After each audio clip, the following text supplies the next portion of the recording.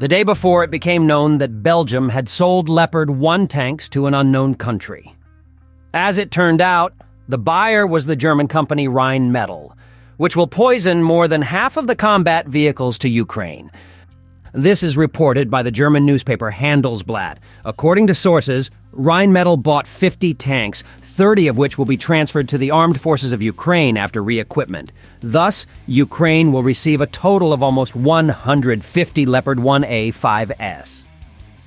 The Belgian Army sold the tanks to OIP Systems for about $17,000 per unit. The reason for the sale was the lack of hangars to store the vehicles.